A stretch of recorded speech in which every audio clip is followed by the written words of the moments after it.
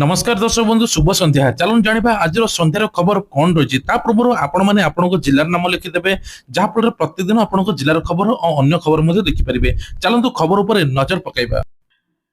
प्रथम खबर देखो चांचल्य खबर महाराष्ट्र अमरावती जिले में 19 वर्षर युवक जहाँ कांड रचि आपण मैंने शुणिले आश्चर्य होइजिबे ना तार आयन अहमद तनवीर तेज 180 झील सहित संपर्क रखी सोशल मीडिया इंस्टा फेसबुक आरंभ कर जिते चाट आप्रे झील मान फसाऊ थाए 21 वर्ष 25 वर्ष झील को माइनर झील को फसाए फसाई सहित संपर्क रखे प्रेम जाल में फसाई ब्लाकमेलिंग करे 350 रु अधिक भिडियो बाहरी भिडियो नहीं मिसयूज करे झील मान जबरदस्ती कराए एमिति बाहरी रैकेट बड़ रैकेट 180 झील सहित संपर्क रखी तब कहुचे कि साइबर ठकियार भिडियो जांच होता जहाँफल धरा पड़ा धरा पड़ला पुलिस तदंत कला जना पड़ा 180 माइनर झील सहित कथा सहित फसाई 350 रु अधिक भिडियो कर गुप्त भिडियो एवं फसाऊची।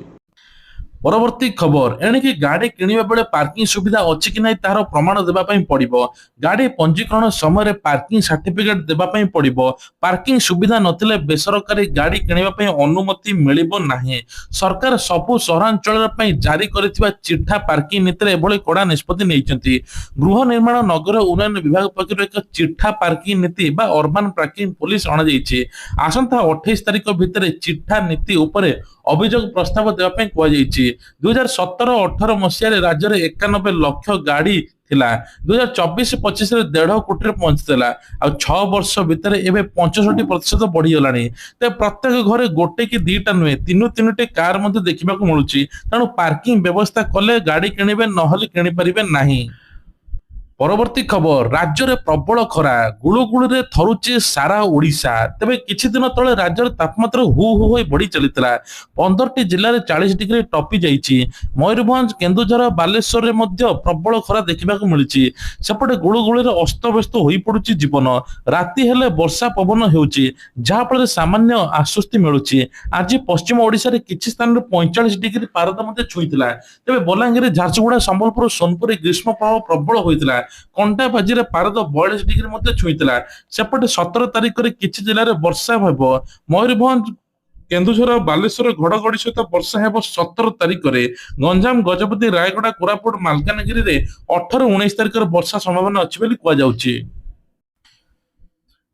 परवर्ती खबर आज जनगणना आरंभ। तेबे कहुछि आज डिजिटल जनगणना आरंभ। घर घर बुलिकी जनगणना करिवे अधिकारी। प्रथम 3 दिन क्षेत्र परिदर्शन करिवे। 19 तारिख घर घर बुलिकी जाई जनता तथ्य मानिवे जनगणना अधिकारी। मैप रे घरर संख्या तथ्य कराजिवो पोर्टाल किंबा मोबाइल ऐप माध्यम रे 33 प्रश्नर उत्तर देबा पई पड़िबो। घर बुली जनगणना करिवे 90,200 अधिकारी। 15,140 सुपरवाइजर नियुक्ति थिबा सहित जनसंख्या निर्देशालय सूचना देइछंती। प्रति जनगणना अधिकारी 800 लोक तथ्य संग्रह करिवे बोली कहुछि। जणे अधिकारी को 200 रु 220 टी घर गणति करबाकू हेबो। अतबे कहुछि घर गणिबा सहित नंबरिंग करिवे। मुख्य 33 टी प्रश्न पचारिबे। एप्रिल 16 रु आरंभ होईछि। आजिठु मे 15 तारिख पर्यंत चलिबो डिजिटल जनगणना। परवर्ती खबर समस्त पछरे पकाई टपर हेले टीना रथ 500 रु 500 मार्क रखिचंती। समस्त छात्र छात्री को शुभेच्छा जणाइचंती डॉक्टर अच्युत सामंत। केंद्रीय माध्यमिक शिक्षा बोर्ड द्वारा परिचालित 10वीं श्रेणी परीक्षा फल प्रकाश पाया परे कृतकार्य होइतिबा समस्त छात्र छात्री को अभिनंदन जणाइचंती। सेपटे जणे छात्री आपण माने सुनिले आश्चर्य हेबे जे 500 रु 500 मार्क रखिचंती। 25,08,319 जण छात्र छात्री परीक्षा पूर्ण करथिले जेउथरे बाजी मारचंती ओडिया छात्री टीना रथ। पुरी स्थित मदर पब्लिक स्कूल टीना रथ मोट 500 रु 500 मार्क रखी ओडिशा समेत सारा देश में टप्पर मध्य होइचंती। परवर्ती खबर ओडिशा रे ओएस ओआरएस अधिकारी नुआ बदली नियम कौनसी सुपारिश चलिबो नाही। बदली पई काम करिबोनी पार्टी नेतांकर चिठी। प्रथम 6 वर्ष गाँ गहली रे काम करिबाकू पड़िबो। राज्य प्रशासन को अधिक स्वच्छ दायित्ववान जनसाधारण को अभिमुखी करिया पई ओडिशा सरकार बड़ पदक्षेप नेइचंती। ଓଏସ୍ ଏବଂ ଓଆରଏସ୍ ଅଧିକାରୀଙ୍କ ପାଇଁ ନୂଆ ବଦଳି ନୀତି ଘୋଷଣା କରାଯାଇଛି। ରାଜସ୍ୱ ବିପର୍ଯ୍ୟୟ ପରିଚାଳନା ବିଭାଗର ଅତିରିକ୍ତ ମୁଖ୍ୟ ଶାସନ ସଚିବ ଡକ୍ଟର ଅରବିନ୍ଦ କୁମାର ପାଢୀଙ୍କ ଦ୍ୱାରା ନୂଆ ନିୟମରେ ମଧ୍ୟ ପରିବର୍ତ୍ତନ ହୋଇଛି। ଅଧିକାରୀ ଜଣେ ଜଣେ ଜନସେବକ। ଏହା ବ୍ୟକ୍ତିଗତ ଅନୁରୋଧ ପତିଆର ବଦଳି କ୍ଷେତ୍ରକୁ କାମ କରିବ ନାହିଁ। ପ୍ରତ୍ୟେକ ଅଧିକାରୀଙ୍କୁ ସେମାନଙ୍କ ଚାକିରିର ପ୍ରଥମ 6 ବର୍ଷ ଫିଲ୍ଡରେ କାମ କରିବାକୁ ପଡିବ ବୋଲି କୁହାଯାଉଛି। ତା ସହିତ ମଧ୍ୟ ସରକାରୀ ଚାକିରି ଯୋଉମାନେ କରୁଛନ୍ତି ସେମାନେ ପରଫେକ୍ଟ ଟାଇମରେ ଆସିବେ, କାମ ପେଣ୍ଡିଂ ରଖିବେନି। ଏ ନେଇକି ବଡ ଘୋଷଣା ହୋଇଛି। ପରବର୍ତ୍ତୀ ଖବର, ପୁରୀ ରତ୍ନ ଭଣ୍ଡାର ଅଳଙ୍କାରକୁ ନେଇକି ବଡ ଘୋଷଣା। ଆଜି ପୁଣି ଖୋଲିଲା ମହାପ୍ରଭୁଙ୍କର ରତ୍ନ ଭଣ୍ଡାର। 48 ବର୍ଷ ପରେ ଚାଲିଛି ରତ୍ନ ଭଣ୍ଡାର ଅଳଙ୍କାର ଜନଗଣନା।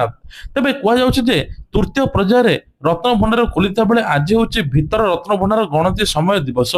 ଏପ୍ରିଲ 13 ତାରିଖର ପ୍ରଥମ ଦିନରେ ଗଣତିର ପ୍ରାୟ 20 ଅଳଙ୍କାର ଗଣନା ସରିଥିଲା। ପ୍ରାୟ 5 ଘଣ୍ଟା 22 ମିନିଟ ଗଣତି ହୋଇଥିବା ବେଳେ 2ଟି ସିନ୍ଦୁକକୁ ଶ୍ରୀମନ୍ଦିର ଭିତରକୁ ଭଣ୍ଡାରକୁ ନିଆଯାଇଥିଲା।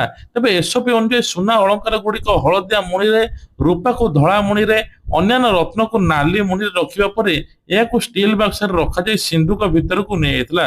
ପ୍ରତ୍ୟେକ ମୁଣିରେ 2026 ନୂଆ ଟ୍ୟାଗ ଲଗାଯାଇ ତାହାକୁ ସିନ୍ଦୁକରେ ରଖାଯାଇଥିଲା। ଆହୁରି ମଧ୍ୟ 4ଟି ଏଇଭଳିଆ ସିନ୍ଦୁକ ପ୍ରସ୍ତୁତ ହୋଇଛି। ଓଜନ ମାପ ସହିତ ଅଳଙ୍କାର ଚିହ୍ନଟ ପ୍ରକ୍ରିୟା ହେଉଛି।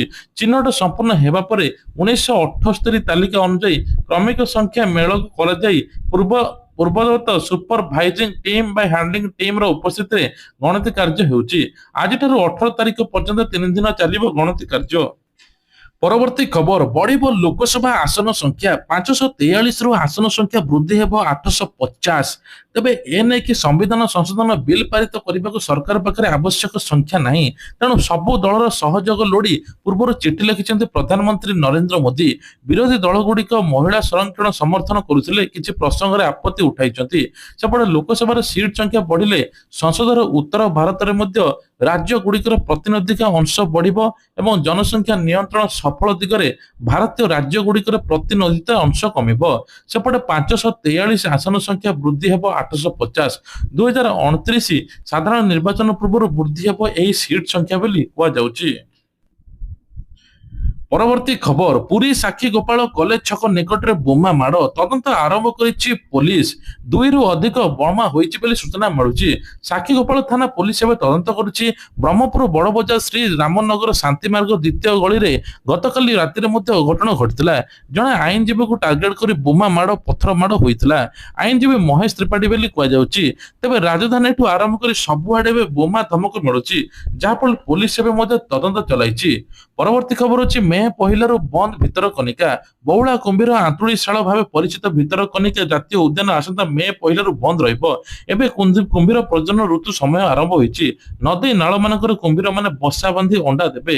ସେମାନଙ୍କ ମିଳନ ପର୍ବ ଅଣ୍ଡା ଦେବା ପ୍ରକ୍ରିୟା ବାଧା ନ ଉପୁଜୁ ରାଜନଗର ବନଖଣ୍ଡ ପକ୍ଷରୁ ମେ ପହିଲାରୁ ଜୁଲାଇ 31 ପର୍ଯ୍ୟନ୍ତ ଜାତୀୟ ଉଦ୍ୟାନ ବନ୍ଦ ରଖିବା ପାଇଁ ନିର୍ଦ୍ଦେଶ ଜାରି କରାଯାଇଛି। ମା କୁମ୍ଭୀର ଅଣ୍ଡା ଦେଇ ସାରିବା ପରେ ଅଣ୍ଡାକୁ ସୁରକ୍ଷା ଦେବା ସେଠାରେ ଜଗି ରହିଥାଏ। ତେବେ ଏହି ସମୟରେ ହିଂସ୍ର ହୋଇ ଉଠିଥାଏ।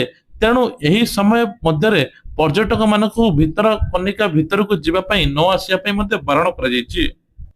ପରବର୍ତ୍ତୀ ଖବର, ରାଜଧାନୀରେ ଇଭି ଷ୍ଟେସନ ବାଟ ବଣା। ଶିଶୁ ଭବନ ଛକ ଇଲେକ୍ଟ୍ରିକ ଭେହିକିଲ ଷ୍ଟେସନରେ ପେଟ୍ରୋଲ ଗାଡି ପାର୍କିଂ ହୋଇଛି। ପ୍ରାୟ ଘଣ୍ଟାଏ କାଳ ଧରି ଗାଡି ଠିଆ ହୋଇଥିଲା। ଗୋଟିଏ ନୁହେଁ କି 2ଟି ନୁହେଁ, ଯୋଡିଏ ଗାଡି ବେଆଇନ ଭାବେ ପାର୍କିଂ କରି ଜାଗା ମାଡି ବସୁଛନ୍ତି। କହିବାରୁ ନାଲି ଆଖି ଦେଖାଉଛନ୍ତି। ଅନଲାଇନ ବୁକିଂ କରି ଚାର୍ଜ କରିବାକୁ ଆସିଥିବା ଇଭି ଗାଡି ଚାଳକ ବାଧ୍ୟ ହୋଇ ଫେରିବାକୁ ପଡିଲା। ରୂପାଲି ଛକ ନିକଟରେ ଇଭି ଷ୍ଟେସନର ସମାନ ସ୍ଥିତି। ପିକଅପ୍ ଗାଡି ପାର୍କିଂ ହୋଇଛି। ଗାଡି ଉପରେ ଲୋକ ବସିଛନ୍ତି। ଦୀର୍ଘ ସମୟ ଧରି ଠିଆ ହୋଇଥିଲେ କିନ୍ତୁ ହେଲା ନାହିଁ।